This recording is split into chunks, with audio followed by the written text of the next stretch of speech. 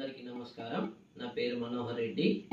నేను ఆదిలాబాద్ జిల్లాలోని తేజాపూర్ గ్రామ వాస్తవ్యుని.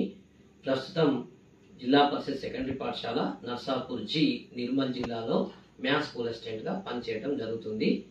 నా 15 సంవత్సరాల అనుభవము కృషిని జత చేసి 101 ఎగ్జిబిట్స్తో సుమారుగా 200 కాన్సెప్ట్స్ను వివరించడానికి సిద్ధంగా ఉన్నాను. ఇప్పుడు మనం సమితులను సులభంగా అర్థం చేయించడానికి ఇలా కలర్ఫుల్గా మనం 3 సమితులను ఏర్పాటు చేయడం జరిగింది. ఇది ఈ భాగము ఎల్లో కలర్ భాగము 3 సమితులకు ఉమ్మడిగా ఉండేటువంటి భాగము. ఈ భాగమేమో ఈ 2 సమితులకు ఉమ్మడిగా ఉండేటువంటి భాగము.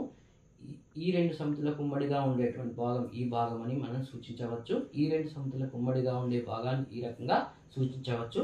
ఇది 3 సమితుల యొక్క సమ్మేళనము. అదే రకంగా 2 సమితులు తీసుకున్నప్పుడు ఈ భాగాన్ని ఉమ్మడి భాగంగా మనం పేర్కొంటాము. ఇది ఏ అనే ఒక సమితి అయితే, ఇది బి అనే ఒక సమితి అయితే, ఈ పార్ట్ను మనం ఏ ఇంటర్సెక్షన్ బిగా పేర్కొంటాము. ఈ పార్ట్ను మనం ఏ మైనస్ బిగా పేర్కొంటాము. ఈ పార్ట్ను మనం బి మైనస్ ఏగా కూడా పేర్కొంటాము.